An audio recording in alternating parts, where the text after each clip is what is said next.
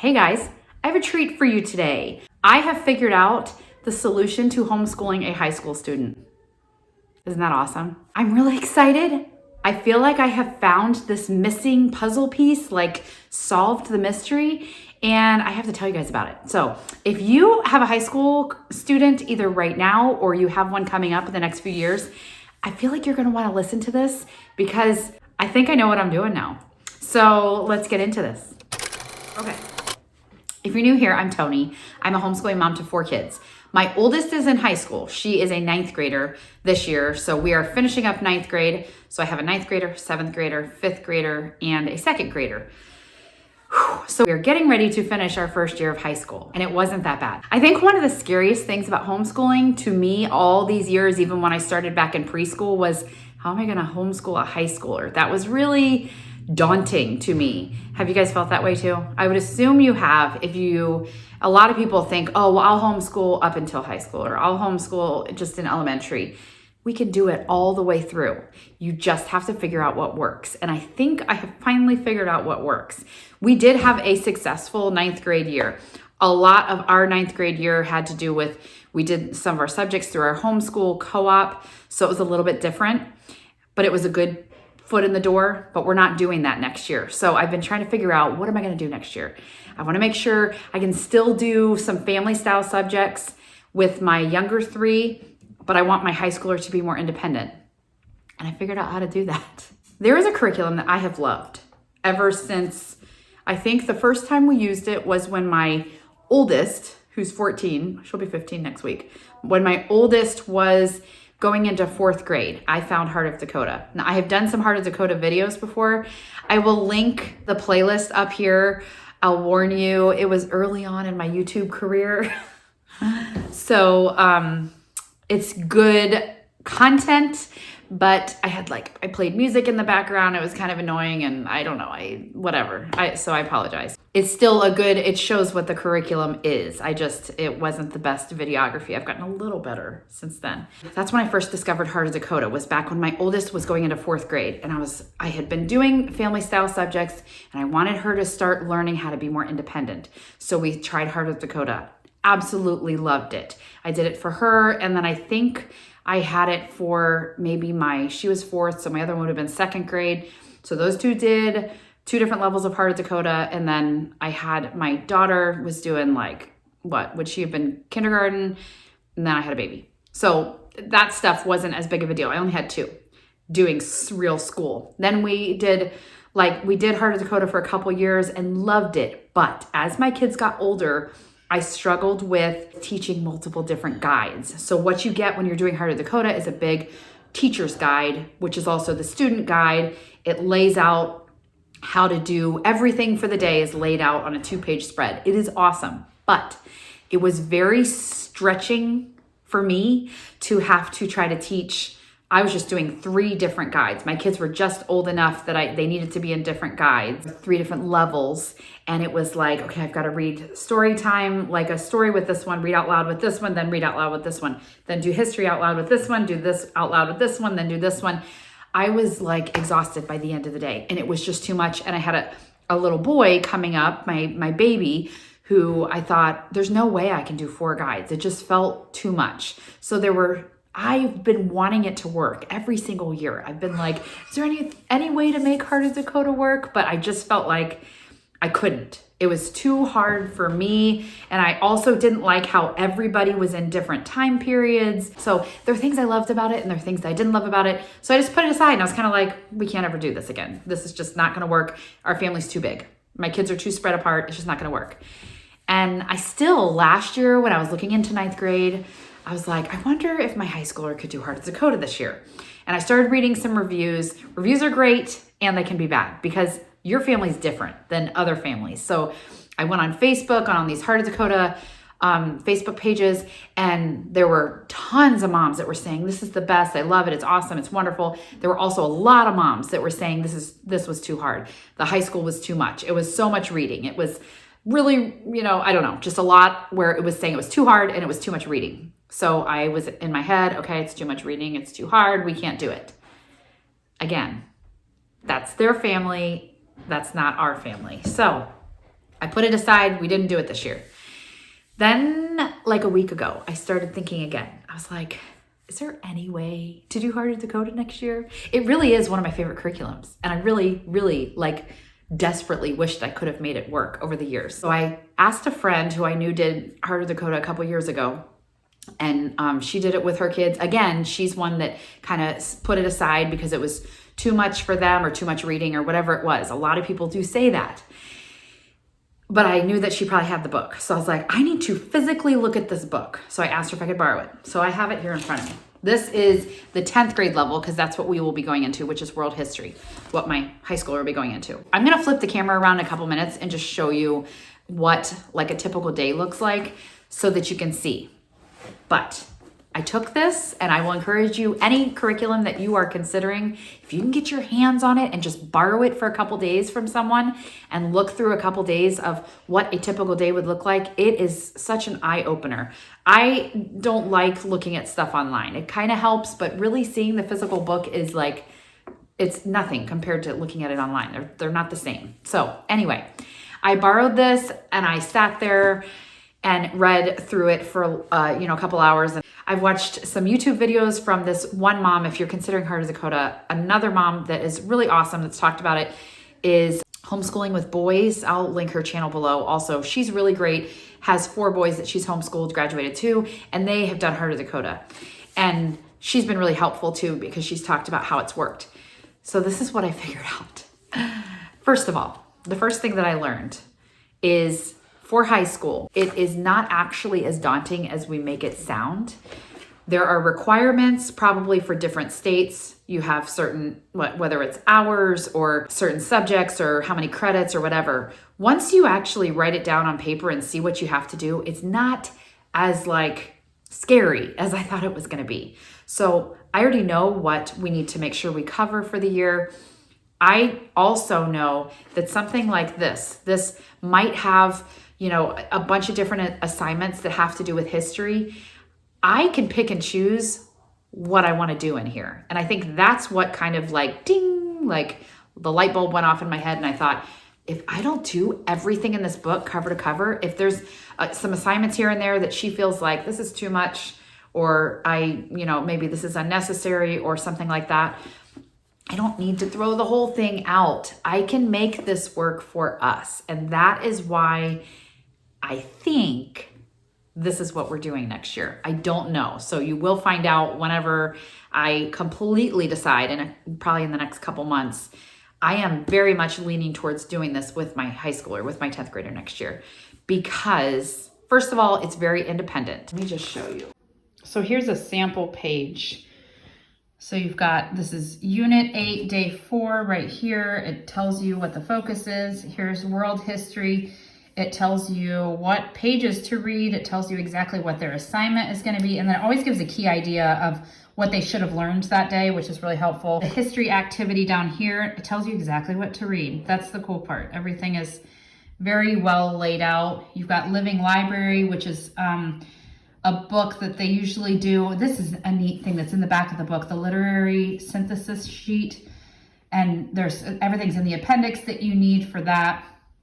And that just teaches them how to kind of break down their the story into different sections and different things that they've learned, climax, falling action, different things like that. Okay, then you've got Fine Arts, which you could do a different curriculum if you wanted, but they've got that here, which is DVD, which is actually really helpful. Foreign language, they give you a choice of either doing that or doing your own thing. There's a health curriculum, and like I said, that one's semi-independent, so they might need mom for a little bit of that. You've got your Bible. See, even the Bible has the key idea, which is really cool. The science I'm actually really excited about because it has videos online to watch on some of this stuff because it's biology. So that actually looks really cool. I've never heard of it before. There's literature study. It tells you how to read and annotate and different things that you're going to write down. They're big on the commonplace book there that you write stuff down, important things, composition and grammar, and then math. And that tells you that you can just choose which one you want. But this whole book, that's what every day is, just one day. So They don't need anything else. I mean, they need the books that go with it, but they don't need anything else. It also has in the back, it's got some different things. They're doing some plot diagramming thing. This is a pretty big section, but they also do dictation. That's a big thing, you know, in the Charlotte Mason curriculum. So they'll study this. I actually, for if you have a kid that's not super strong in spelling, I think this is great because they'll read this, study it a little bit, then you'll read it to them and they have to write it down and try to get it spelled right, put the punctuation where it needs to go and stuff like that. So that's that. 2 pages here. This tells you everything she needs to do for the day, okay? That's something I love. I love that she knows exactly what she has to do when you piece curriculum together, which is what we've done for years. And it is great to be able to pick and choose what you want to do. But then it's me figuring out, okay, you need to read this many pages in this, or you need to do this assignment. And then me thinking, okay, did you do everything? And trying to keep on top of everything. And I am not someone who is great at keeping on top of things. I love that this is all written out, exactly what they're supposed to do. So it's got little letters in the boxes that tell if it is semi-independent or independent. Most of the boxes are usually independent. So we've got independent. She does it completely on her own. She does it on her own. There's semi-independent. There's independent. There's semi-independent. There's independent here, independent here, independent here. Is that an S? Semi-independent, which actually, that's her math.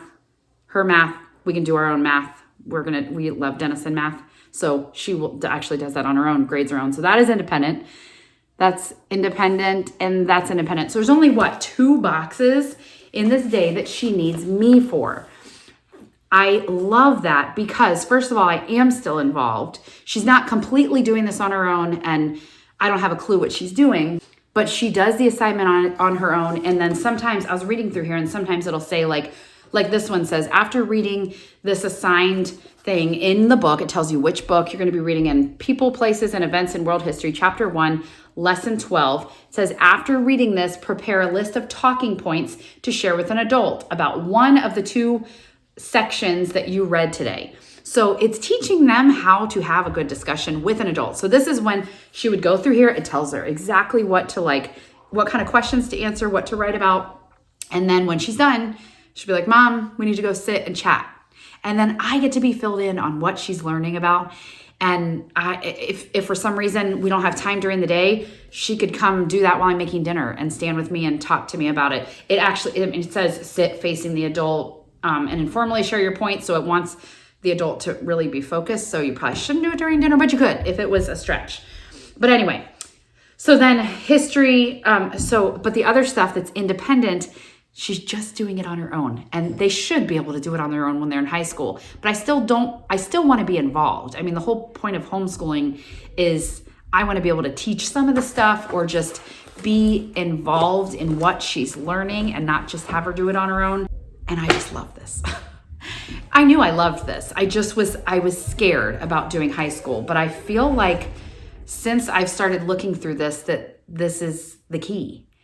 Because first of all, this will it allows me freedom for her to just do her own work at her own pace. She knows exactly what to do. She checks off the box when she's done, comes to me when she needs to, but for the most part, she just does all her work on her own. I can still do family style stuff with my others. If there was something like if I wanted to do Bible together, that is what I think I want you guys to make sure you remember and what I've got to make sure I remember. This tells her exactly what to do in Bible and what book to read, what to write in her prayer journal, stuff like that.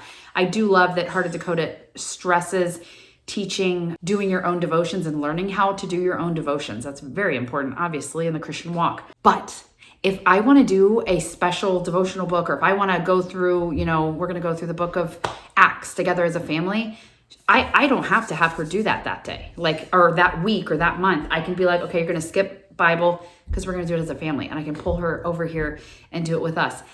It can be flexible. So I think the thing I felt like was that I was like, oh, it can't be flexible. You have to do exactly what it says. If you can't do every single thing, then you're a failure. Well, that's not the case. The other nice thing is it gives you a suggestion for composition and grammar, but we can use what we've been using. So that we already have something that we use for grammar. We have something we use for writing. And so we'll just do that instead of the box. We already have our math. We'll do that. I'm really excited about this. I feel like it is the answer to everything. I really think it'll be great. And if it becomes too much, I am going to make sure she knows that maybe there might be something where like they have world history here and then they have a history activity. If I feel like she can do this, but maybe this is too much, maybe we'll only do this part, once a week or something like that. I can help her tweak things and you can make it work for you. You can still give the credits you need to give. I think this is plenty. I don't remember what our state requires, but you don't need everything, but it is good. And you want most of this stuff because it's rich, like learning. It's interesting because I started off in the beginning, you may have started off your homeschool career thinking, I don't know what I'm doing, so I'm going to order a box curriculum where I get the book, the teacher's book, all the books that come with it, everything comes in a box, and that's what I do. Well, that's how I started off homeschooling because I felt like I didn't know what I was doing.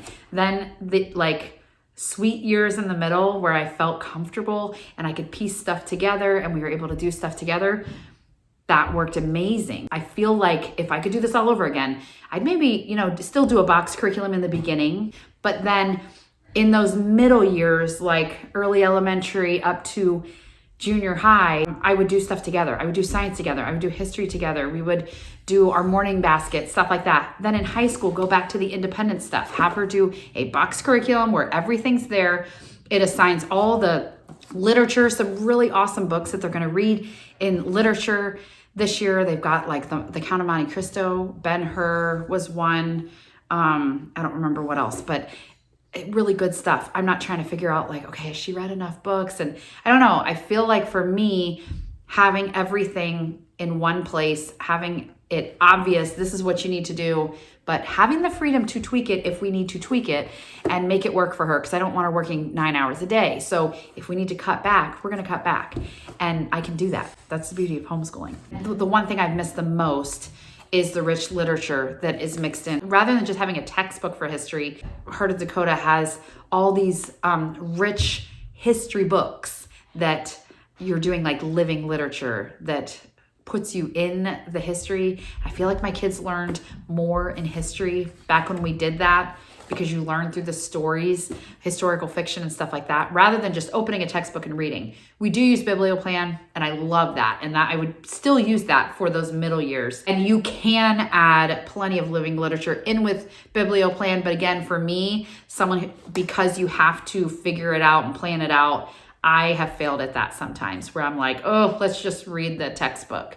And if you're someone like me who, unless it's all written out for you, you're not going to do it. Yeah, that could be a struggle. So I love that we can get back to the living literature. We can fill in any gaps that maybe we missed over the years.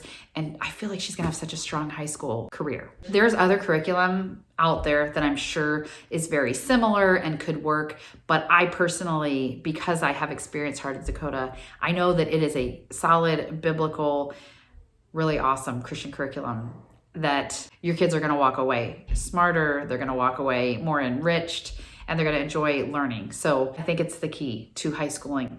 We should call it that, high schooling.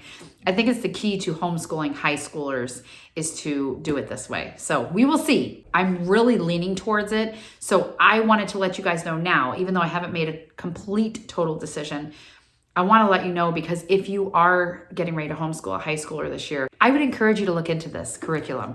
They have 4 different levels in high school, and I don't know if they have to go in order. They've got world history, world geography, U.S. history 1, and U.S. history 2, and it all looks awesome. I really think this could be great. So I'm excited. I'm actually really excited about it. One more tip.